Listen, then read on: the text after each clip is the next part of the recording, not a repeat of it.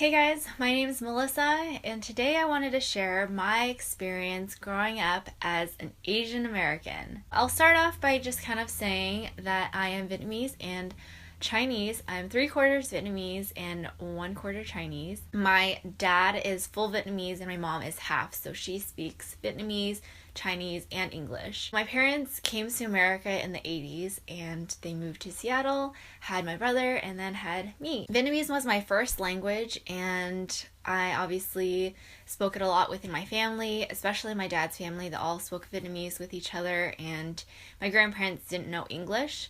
So that's all I knew when I was growing up. Up until when I was in about preschool, that's when I started learning English and I had to speak to other people, obviously. I was so shy, but so I learned English through daycare, and then elementary school, grade school, I kind of learned how to speak English really well, started to forget Vietnamese. I formed kind of like a language barrier between my grandparents and me. It was really hard because I thought it wasn't fair for me to always have to speak Vietnamese at home or know how to speak when everyone spoke English. My family also looked down on the fact that I spoke English during family parties and things like that, and they're like kind of shaming me for not knowing my native language. There was a point in my life when I was young, I was really proud to be Vietnamese. On my 8th birthday, I wore a traditional Vietnamese dress, an áo dài, for my party. I learned how to read and write in Vietnamese, and I still know to this day. I still hold that like very dear to my heart because of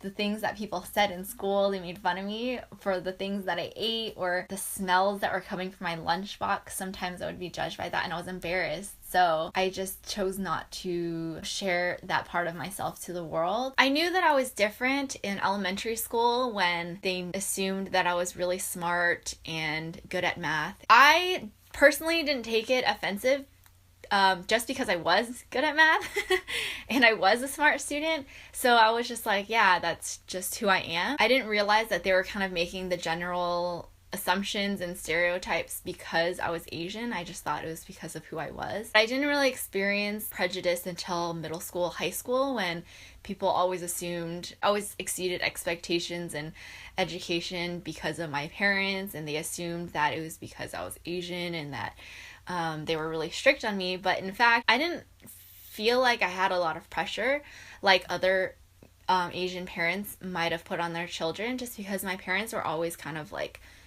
do your own thing, you know what you have and what you're capable of and stuff. So I never felt pressure from that. I think the most pressure I received for meeting high expectations of like the typical Asian was from the society that I was growing up in. When I was like in middle school, I remember I brought my lunch and I was eating a sandwich. It had bread, mayo, and then the shreds of pork, and it looks like hair. It's kind of like just shredded up, and I just ate that for lunch all the time. It was my favorite thing to eat. And I remember my friends were like, oh my god, Melissa's eating hair. And I was like, it's not hair, it's my food. But I didn't know what it was either. I didn't even know how to say it in English, and so I was like, I don't know what to call this. But I just remember people thinking it was weird, or like sometimes I'd bring stuff that was like leftovers and people would think it was stinky. So I was just like really embarrassed, and that's kind of like the first indicators that I knew I was different than other people. I grew up with a lot of white friends. I didn't really realize that I was the only one. It kind of opened my mind to listen to, country music and like pop music and things like that, and I was really into it. I didn't make the connection that I was Asian and American until I was in like high school, and maybe that's just a little slow paced for someone like me, but I didn't recognize that I was an Asian living in America, I guess. I think what taught me that was when my own cousins were kind of shaming me for not knowing Vietnamese and not knowing Chinese and stuff, and I was like, okay, well, I grew up in a predominantly white community. Like, what am I supposed to do? Where am I supposed to learn that? The town I grew up in barely had any Asians, but I feel like there was also this stigma, especially in high school. When I started hanging out with more Asians, they were like, oh, you're part of like the Asian group and stuff, and I'm just like, so I just didn't understand it. High school was when I started hanging out with Asians more. I think it was just naturally because I felt like I connected to them more and I understood more about their culture and their background, and they understood me more. And then other people who weren't Asians would be like, oh, you're a part of the Asians, like, okay. let me live. I felt like kind of embarrassed still, even at like 17, 18 years old. And I don't think I felt really comfortable in my skin being Asian American until I was in college and I was applying.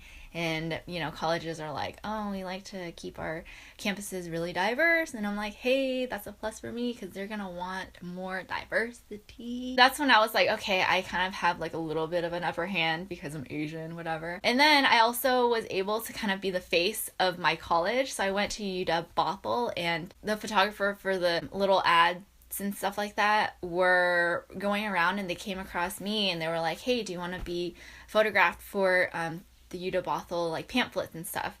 And I was like, sure. So I thought it was really cool that I was able to kind of represent my college in these little pamphlets that they're handing out to new prospective students. So I thought that was really cool, and I was like proud to represent, you know, a colored person on a pamphlet in a college. When I first went to Vietnam, my very first time, I was 22. I had blonde hair, so I know I stuck out like a sore thumb, but when I was in Vietnam, people were automatically assuming I was American and didn't understand Vietnamese. Mind you, they're kind of right. I only probably speak maybe equivalent to like a third grader.